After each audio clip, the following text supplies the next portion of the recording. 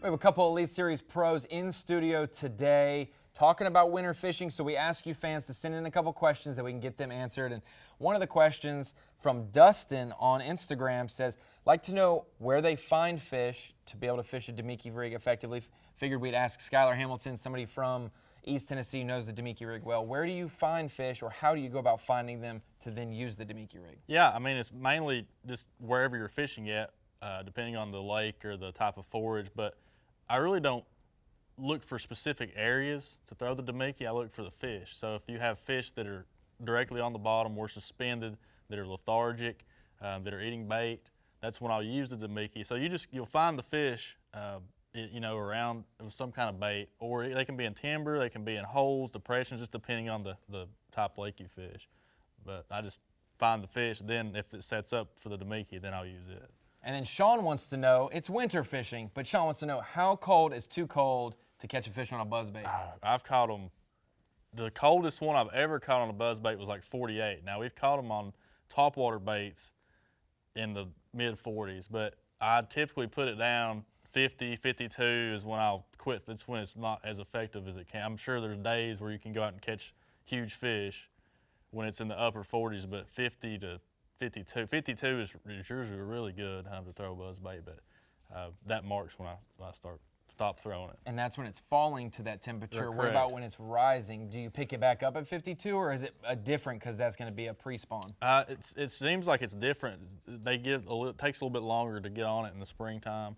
I mean, I've caught them on it the same temperature in the spring though too. I actually caught some at Lake Martin, during our elite events there, and the water was in the upper 40s, and it got to, I think, 52 or something on the lake. So I caught a few on a buzzbait there. But I think if you feel like it's warm enough to throw it, then you probably should, because they're going to eat it.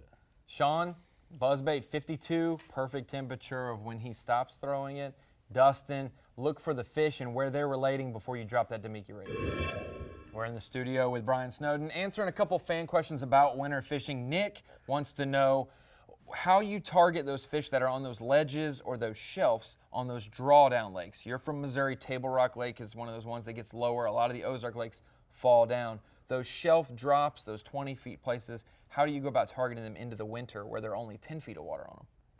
Well, that's a great question, Nick. You know, what I usually do is I try and find that structure using, side view, and then I want to see where the fish are positioned. If they're positioned up on the top of it, then I'm going to try and crank, throw a jerk bait, something of that nature. If they're right on that break, that's definitely time to start throwing a jig, because you allow that to fall down those ledges, and that triggers a lot of those fish to bite. And works down those shelves, Much better, surely. much better than, say a crankbait will hit a few of it, but he's not going to come down and follow that shelf because it falls too fast. So for shell fishing, if they're up on the upper part of the shelf or the top part, definitely a crankbait, jerkbait, something of that nature. It's when they get on those second or third shelves or ledges. That's when I like to throw a football jig, mainly, just something that'll fall right in front of those fish, and you make sure you follow that bait down as it goes, because a lot of the strikes are going to occur on that initial fall. And then another question from Luke about an Alabama rig. You can't use them on the Bassmaster Elite Series, but they are great ways to catch big fish, especially when the water gets around this temperature. You're going to start, all those bait gets balled up. Luke wants to know when you decide to throw one and where you decide to throw one. We see people throwing them all year long, but are there, key windows where you might pick up an A-rig over something else, and how deep you're going to fish it or whatnot? Well, Luke, Table Rock is a great place to throw an Alabama rig. It seems like clear water, especially water that's got some structure underneath, ledges, brush piles, standing timber. So bull shoals, all of the White River chain, it works exceptionally well, mainly during the winter. And I like to use it as those fish start to move into, say, the guts or the creeks following the bait fish. And that's really what I think, the Alabama rig is good for. It allows you to cover water that's relatively, the water column relatively fast, and cover water that, a lot of our fish will suspend over treetops and stuff in 30, 40 feet. So you can get that heavy bait down there, and it looks just like the shad coming through the water column like they're used to seeing in the fall time. So the fall through the winter is when I really like to use the Alabama rig. And the most important thing I can, recommend is find out where that bait is, most of the bait is, count that bait down, learn how fast it falls, and keep that bait right where you see those bait fish on your electronics. Some of those Alabama rigs, you throw 3 baits or 5 baits with hooks on them, just depends on which state you live in.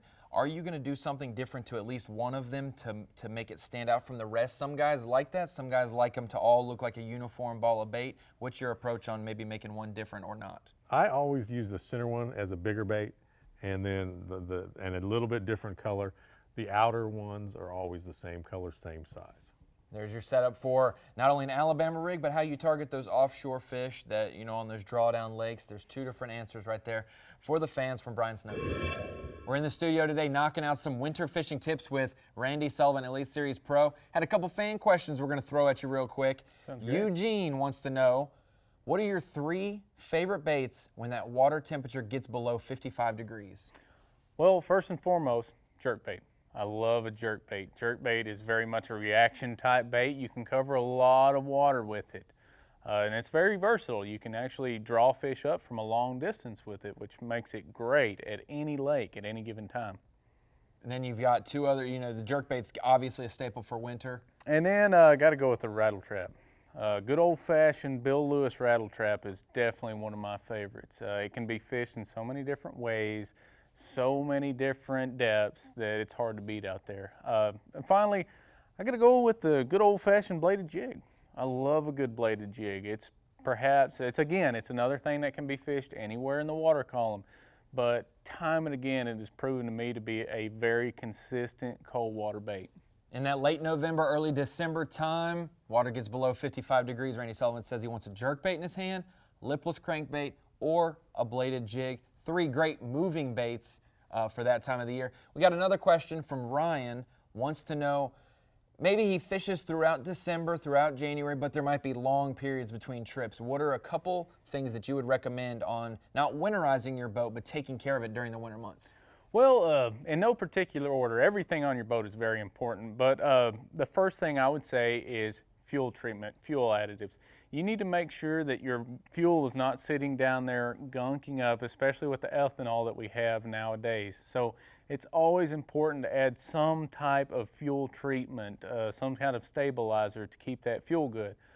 Second, and this is very important, I've been a victim of this myself, you need to make sure that you drain every bit of water from your motor. That's every little drop.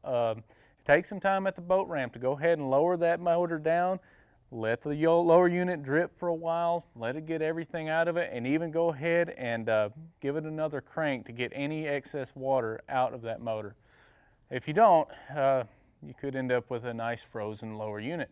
That's a bad way to start your fishing season for the next year, is if you have any boat problems in the winter of the previous year. 2 questions for Randy Sullivan, 2 answers from him right there.